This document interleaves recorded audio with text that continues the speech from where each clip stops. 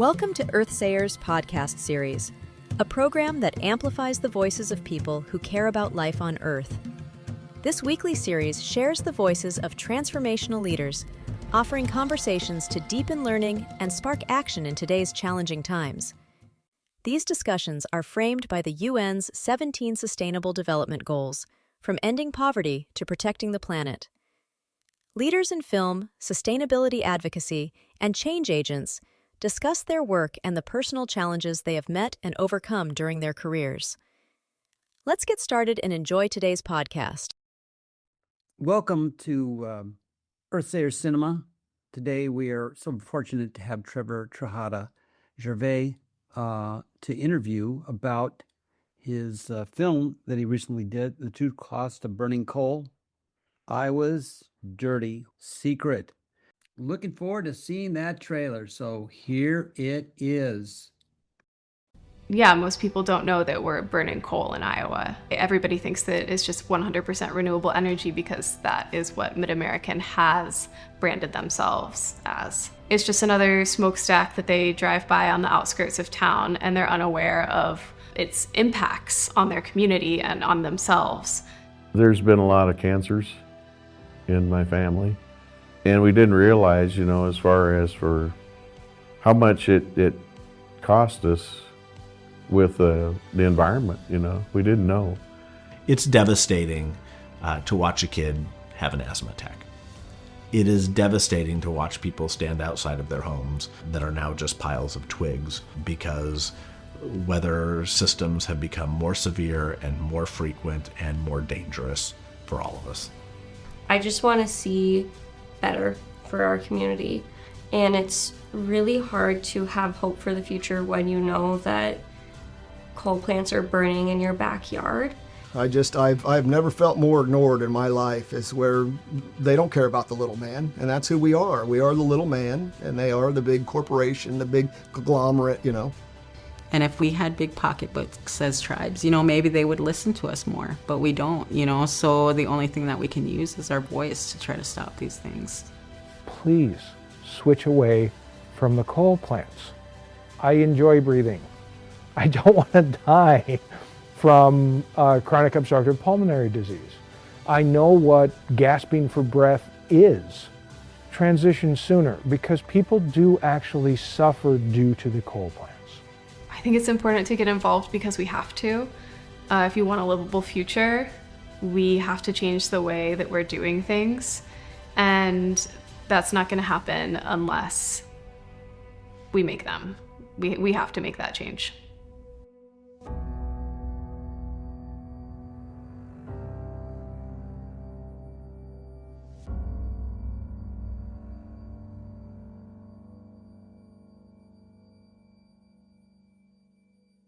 Trevor, could you tell me what brought you to this project? What was the genesis of it? Obviously, it's needed, but what called you? Why did you step up to the plate for this one? Yeah, definitely. So Iowa's Dirty Secret, The True Cost of Burning Coal, it started not as a planned documentary, we did not think that this was going to be a 30-minute project. I started working with some of the groups in Iowa who focus just on air quality and pollution and environmental issues in general. Groups like Iowa Environmental Council, Iowa Sierra Club, Great Plains Action Society, a bunch of great grassroots organizations who are doing really important work. And I had started working with them on a campaign called Clean Up MidAm, where they are working to get MidAmerican Energy, the main utility in Iowa, to close down their coal plants and fully transition to clean energy. What really turned it into this story was just starting to sit down with people and hearing more about the organizing work that's happening, but also just the unique nature of this particular utility company in this particular state.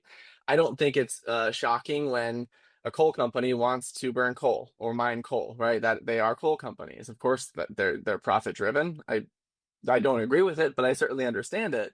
MidAmerican Energy is really interesting because Iowa is such a big producer of wind energy, and MidAmerican obviously is a huge part of that. And so unlike some other states where you've got utilities that are all in on nothing but dirty coal, in Iowa, they know that wind is great. They know it's more affordable, more reliable, and yet they still burn coal at 5 coal plants across the state. And even, just learning more about the organizing work that's happening there and how the when coal is burned, essentially what's happening is they're selling the energy to other states, but all the pollution is staying right in Iowa. That just felt like a story that we wanted to dive a little bit more into. And yeah, so that's how the project got started. Hmm. Do you know anything about the source of that coal? Is it coal that comes from North Dakota or Montana? Is it that lignite coal? Yeah, it's one of those states because Iowa doesn't have any active coal mines, right? I believe at one time that there were, but at this stage there are no active coal mines in Iowa. So any coal that they're burning in Iowa has to come from, one of those states further to the west, where there are active coal mines. Right. And do you know, in terms of the pollution element, I mean, lignite specifically doesn't have much energy. It's only 35% energy, and it's got mercury, arsenic, radon.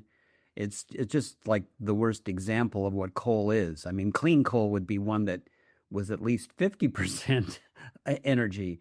But what about the tail end of this whole thing?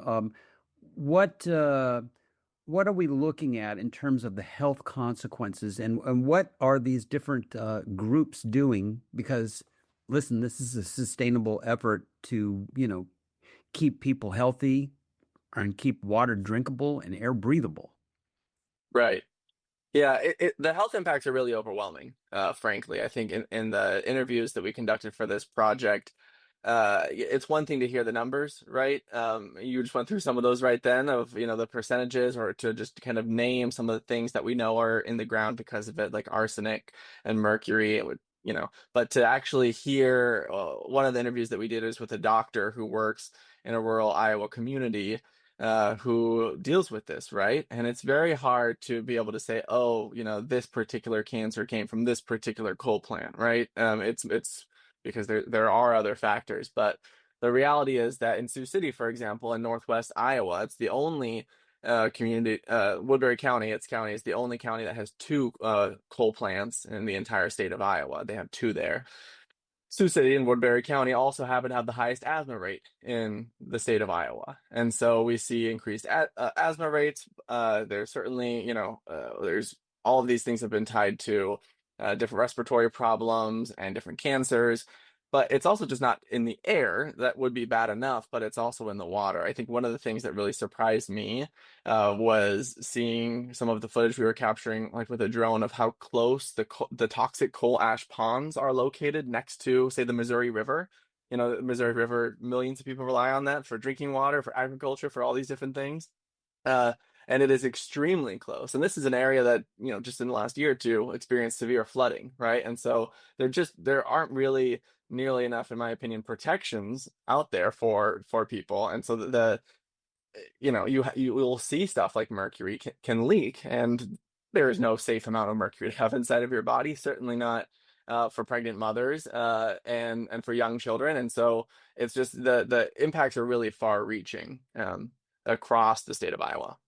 Well, it would seem in a era far away, once upon a time, that we could look to the legislature and say, well, come on, we want to regulate this, but we're not in the Teddy Roosevelt era. We're in a whole different conundrum now where it's all good and it doesn't matter, and we're here to make money. And if you want power, just turn it on and don't ask questions. So what can be done if we can't look to the legislature? Where do you see the movement, the change, the opportunities to be able to push past dirty coal, or at least mitigate the effects of the coal ash and other pollutants that go into drinking water?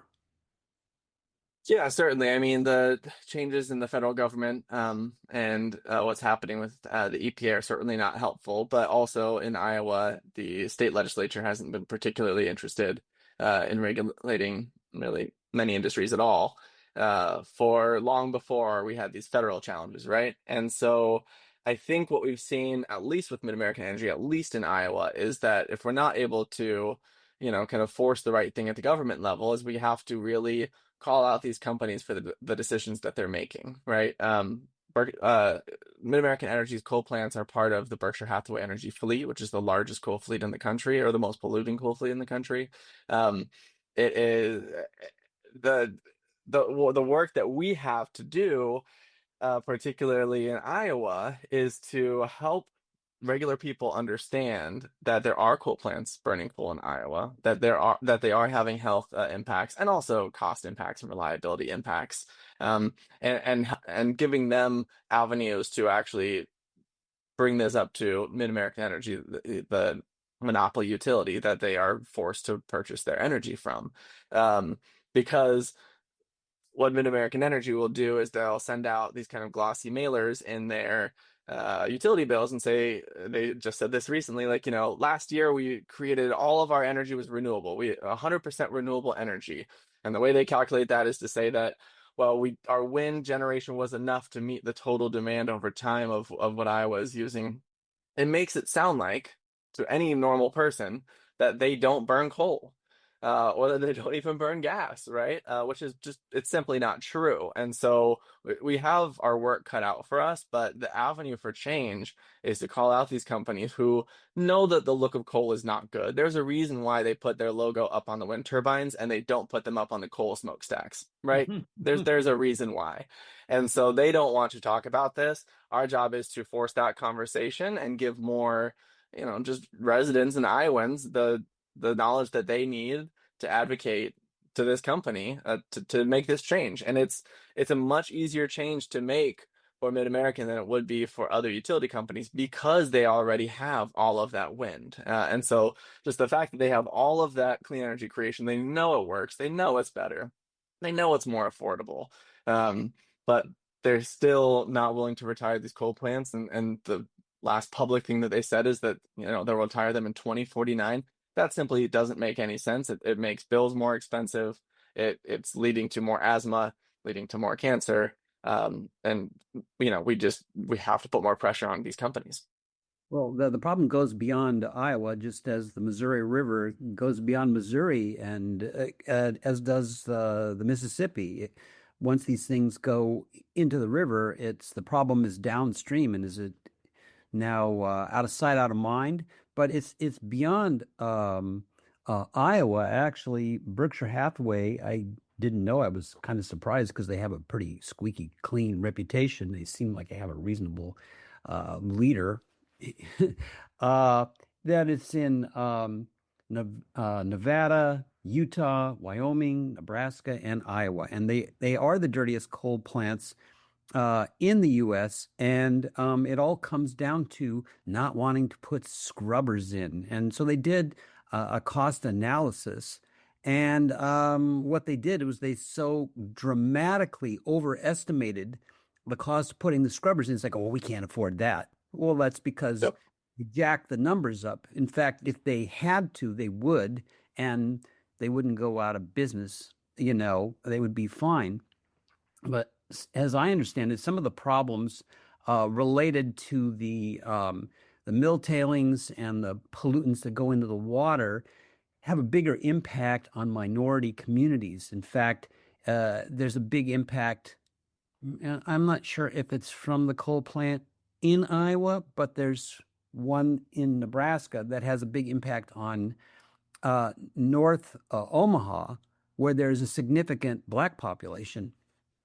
Now, I don't know what's going to become of that, because I understand they have a new mayor who is Black, and he is from Omaha, and people really love him. Maybe he can make some kind of difference, but, a great guy against, a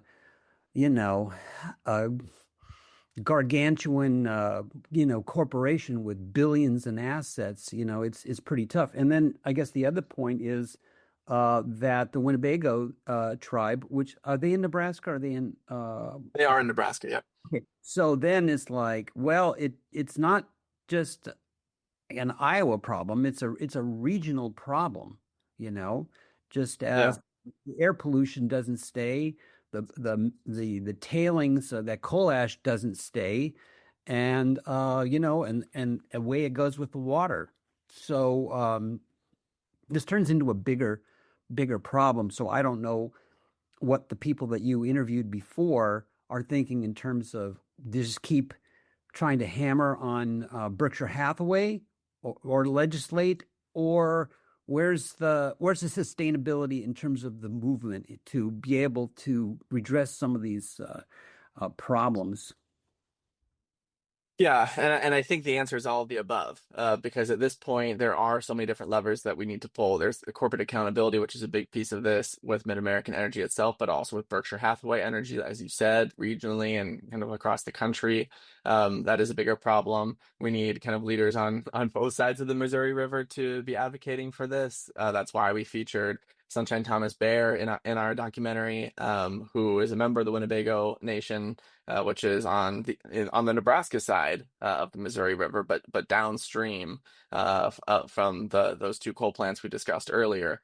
And so, what we need is to continue to kind of spread awareness and to make sure that we do have more allies, not just mayors, which certainly are very important, right? But start just educating people in general around this. You brought up scrubbers. As we know, there's no amount of scrubbers you can put on a coal plant to make coal not dirty, right? You can call it clean coal if you want. That's just not how it works. And that is also why there's a reason that coal plants are not located in very wealthy neighborhoods, right? Or like sought after places to live, because those places don't want to look at or breathe in coal pollution. And so even if you were to install those, it doesn't actually solve that problem. The other issue that we have is just kind of the structure that a lot of utilities have in Iowa and in most places that have these kind of state-sanctioned monopoly utility companies. They're able to bill customers for improvements or repairs that they're making on their generation.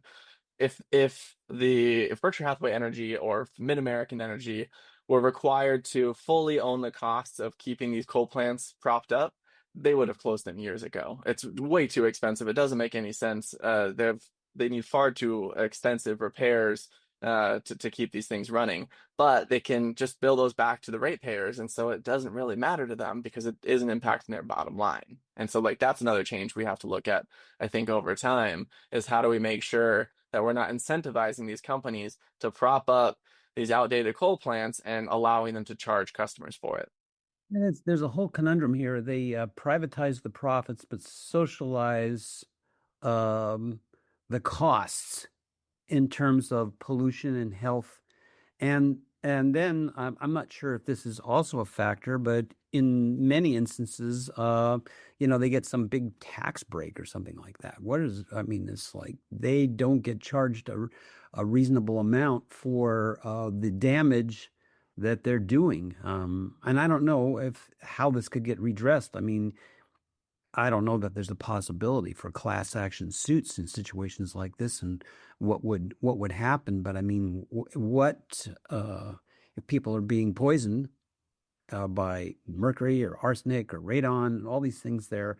What options do they have? They say obviously they could supply energy without those coal-fired power plants. And I actually know that in Wyoming, some of the plants are being switched to is it nuclear?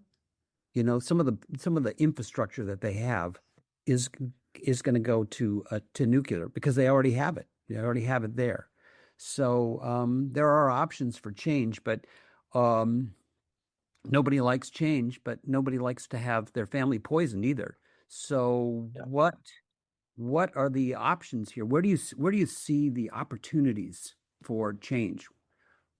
Yeah, the biggest opportunities for change, I think, are helping people to understand not just the specifics of pollution of coal, or even the existence of coal plants, which also this is a thing. This was a real problem that we had when we started talking to people. We realized that a lot of folks just didn't know that Iowa had coal plants at all. Even people who lived 15 minutes away from one, they just thought it was some other factory that was manufacturing something. They had no idea that it's a place that burns coal.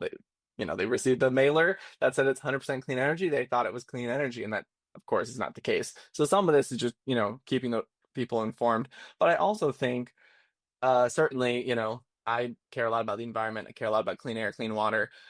I know that we don't always get everyone with that argument, but we're seeing more and more people get frustrated by big greedy corporations who are taking advantage of our health and our bills and things like that. I think that's another angle here. These monopoly utilities get this guaranteed rate of return where, it depends on the utility, but let's say 9 or 10%, let's say that is their guaranteed rate of return. No matter what, that's the money that they get to make. Name another industry that gets to do that. Name any job that any normal person can have where you guarantee each year your company is going to have that 9 or 10% uh, rate of return, that growth that they're going to get, regardless of what happens, right? It doesn't matter if you had a particularly good year, bad year, good quarter, bad quarter. You just get that guaranteed profit, and that is how these are structured. And I think that we can get more. We don't focus on that a whole lot in the documentary, but I think that is one of the arguments that we can make for folks who are maybe not as sold by the environmental argument, but are more amenable to an argument about these greedy corporations that are taking advantage of us. Yeah, I think it's a really great case for corporate welfare. It really is. I mean, they're taking advantage of every situation. They're having lobbyists write the legislation, and then they line the pockets of the people that will vote the way that they want to vote, and they say it's good for business. It's like, well, not if you're drinking poisoned water. I mean, what business is it of the legislature to determine how much poison people that they don't even know can take on in their life, and then the tail end consequences of cancer, asthma, heart disease, diabetes, everything related to it, because mercury, it's a poison. Yep, exactly. And no one can argue otherwise. Well, and there are these profits, but those profits aren't going to these communities, right? That's the other piece of this. These are increasingly, like, coal plants are not employing a huge number of people, and it's not that these investments are really staying in the community. This MidAmerican Energy is owned by Berkshire Hathaway Energy, which is a giant company with a huge stock cap, and so yes, like if you're able to. It's like colonization, really. And it's like, we're going to go here, we're going to extract what we want. And, that's okay. It's good for us. And you get something, but, you'll find out the other details later on. That's right. And there's the missed piece as well. Unlike, if you once you're done kind of manufacturing a wind turbine and you get it placed, it's kind of done, right? It's monitored and there's rules for that and everything. But it's kind of all set for these coal plants. They have to bring in a lot of coal via train. And one of the people that we did talk to lives in Ottumwa, Iowa. It constantly sees these trains, and when it's windy, like the coal dust will just blow into all these neighborhoods, into their park. So yes, if you live near a coal plant, it's going to impact you, absolutely. If you live on this planet, of course, it's going to have those climate change impacts that we know about. But also, if you just happen to be along the train line, you might just have coal dust blown into your community. It just doesn't make any sense. In the 70s or 80s, if there were no other options, this was the only way that you're able to generate electricity, maybe you make the argument, right? Now we know we have other options that are more affordable and more reliable. We just have to force these companies to make a change. Well, it seemed like for a while the coal was really disappearing because natural gas was cheaper. Now, I think the only argument is it's not going to be a legislature, and it's hard to imagine that Berkshire Hathaway is going to be shamed into consciousness that these plants could not be at least converted to natural gas, which has a footprint, but not as significant in terms of the pollutants that come out of it. Is that even an option? I mean, all the gas would come from the United States. We're exporting it to Europe and everywhere else. Could these be converted? Is this even a potential argument? Yeah, I think it's an argument probably that we might see from the utility company in particular. And you're right that coal plants across the country have been closing. There's no way to really save coal plants. They're just not economical. It doesn't make sense anymore because of gas and because of renewables, right? Both of those are significantly cheaper resources. And so, there can be the President Trump can do any orders he wants to. It's not going to change the basic economics of coal. Already we're not charging these companies for all the air pollutants and water pollutants. They're already getting off on that one for free. It still is not affordable. So I think we'll continue to see that. I think though, like particularly in Iowa, they are the best state to generate wind in the country, right? Just because of how the wind Pretty blows, good.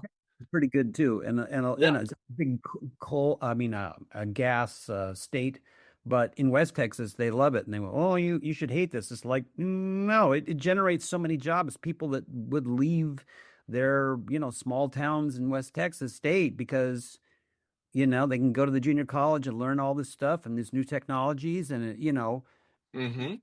dying cities were coming back, and it's like, who knew Texas? You know what I mean? Renewable Yeah. energy thing. Well, and a few years back, we remember when Texas had severe cold weather and many people died because the gas pipes froze up. Now they've really solved their reliability problem in Texas because they built a bunch of solar and wind. Like that's how they did it. And you even hear this again from the officials in Texas admitting that like, yeah, like that's we built more renewable energy and that works better in those extreme environments. And so now we do not expect any reliability issues like as like they have before. So that's the thing. Like it's unfortunate how politicized a lot of this has become, but if just like basic economics, it just makes a ton of sense for smaller communities makes a ton of sense. I interviewed someone for a different project in Michigan, in a small city where they brought in a wind farm, and now they're able to fund their schools. And they had no other way to do that, right? They didn't have there's not a big city, there wasn't a big industry they could tax or something like that. They brought in these wind turbines. Not only do they now have good access to all of this electricity and good kind of reliable infrastructure built there, but they have property taxes to fund their schools and their roads. So there's a million reasons to do this, and the only reasons not to are to protect the profits of these companies. Yeah, driving your car while looking in the rearview mirror is not a good prescription for the future. Right. So, when this film came out, how was it accepted? Where was it seen? And what was the feedback and what was the follow through? Did it have the impact that you had been looking for? Yeah, I think it started to, but we're still rolling it out. We had the premiere back at the end of April, where we went to the Varsity Theater in Des Moines, Iowa. It's a 225 seat theater, which when the local groups there recommended that theater, I was like, oh, that's a lot of people. Like that's a big theater. We should do a smaller theater just to make sure we get the turnout that we want. They wanted to do the 225 seat theater and it sold out, right? We ran out of tickets. And so that was really great just, to have that experience. We had a panel there with multiple people who were actually featured in the documentary to talk more about it. So we saw already some interest kind of come out of that, where people are getting more involved with those local organizations who are actually doing the work on the ground. A month later, we did a Sioux City screening and kind of had their own premiere up in Sioux City, which also went really well. I think we're expecting 30 people. We had over 50 people. We ran out of chairs. It was a similar situation. The next screening of us right now is the Iowa Independent Film Festival, where it was an official selection, and so we're excited to have it there. And then we also have some others on the horizon. So for us, it wasn't that we were going to drop it once and then it was going to automatically change everything. Though it would be great if that happened. What our real goal here is, through a series of screenings across the state of Iowa, having local organizers at those screenings, so that when people watch this, we all watch documentaries, right? And we get frustrated, but sometimes they end and there's nothing we can do, and that we just feel powerless. In this case, people are going to watch this in community with their neighbors, and then there's going to be an organizer there who can say, here are the steps you can take right now. Here's how you contact this company. Here's how you get involved in our long-term organizing efforts. And for us, that was always the real goal. is not just to generally spread awareness, but to actually get people more engaged and involved in a meaningful way. I think I've found that to be the film is almost an excuse to get together, because once they see the film, you're sitting next to somebody you never met and you start talking. It's like, okay, now here's where the real action happens. It's a beautiful thing to, stir things up and get people thinking. It's like, I didn't know that. And it's like, well, let me tell you something you don't know. It's like, wow. So hopefully that will be the follow through. Now, you did interview the former legal counsel for MidAmerica. Yeah, so I can't remember what his exact title was, but he previously worked at MidAmerican Energy and has since kind of switched over and works with the Iowa Environmental Council, Steve Geyer. And so it was interesting throughout the documentary to hear a little bit more of his perspective of being on the inside, and also just being able to speak really candidly about, because to you and me, we might say, well, this doesn't make any sense. Why would the company choose to do this? And he can just kind of lay it out and say, like, oh, because of money. Like, it was one way was cheaper. It was cheaper to, not actually care about the pollution in a meaningful way. And so that's what they did. He would be an interesting person to do a follow-up with too. He's great. That's really great. So are your films going to be available more widely? Can people see it on PBS, or do you have a Kinema account, or do you have some other way that somebody sees this and says, well, I want to see that film? Yeah, so iwasdirtysecret.com is the best spot to get on the list for more information. Right now, as of our recording, it's not available to stream. And the reason for that is because all of those community screenings are still happening. And so we want to give them the space to do that. But we intend towards the end of 2025 to have it available online for everyone. And this will be something that people will be able to access for free. So in the meantime, you can go to iwasdirtysecret.com and folks can just sign up for the email list, and they'll get those updates when it's available. And for folks who are in or near Iowa, certainly there are screenings that you can find more information about on that website or on our email list. Or for folks in other places who want to host their own screening, we're also providing this to anybody who wants to host a community screening. There's no cost. There's nothing like that. We're not trying to license it or anything. Our goal is just, if you have a group of people that you think would be interested in having this conversation, and this is going to help you have that conversation, then reach out to us on the website. We'll get you a screener. We've got a whole toolkit guide that has some kind of sample questions that you can ask, and just make it as easy as we can for you, so that more people can see this. That's fabulous. So you mentioned that you were up in Michigan doing something with wind turbines. I guess you're kind of moving into the space where it's all about renewable energy, or which is more positive than pollutants and old school. What is up ahead for you? Yeah. Really, my goal is to continue to work with different Midwest organizations who are focused on clean energy or sustainability or environmental work in general. We're just in a moment right now where, yes, we have these immense federal challenges, but it's just never been easier to make the transition to clean energy. Even with incentives that have gone away at the federal level, it continues.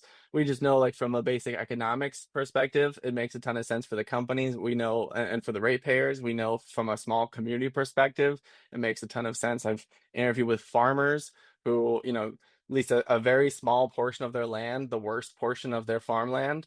And now, because of that, they're generating enough revenue that they get to keep their farm and not sell it to one of these companies that owns, half the farms in America. So I just think that my goal is just to continue to work with folks like that who, maybe you wouldn't expect would be the big clean energy supporters, right? It's not always what people think of when they think of, say, a farmer.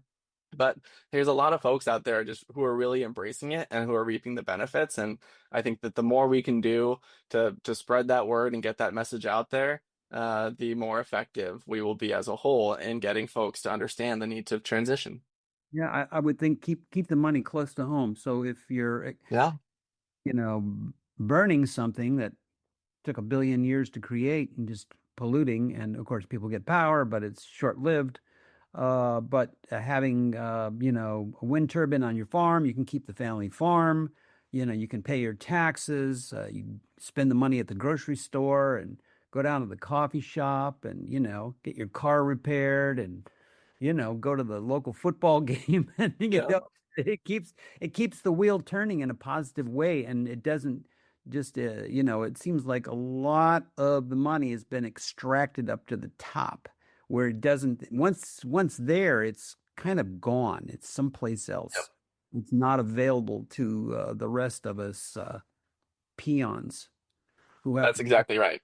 pay the And price for being poisoned, you know. hmm Well, I really congratulate you on taking this on as your mission, this whole area. Uh, it's never been easy to be a documentary filmmaker. It's as difficult now as it ever was. So you knew it, you wanted it, you jumped on that horse, and just what you're doing is really important.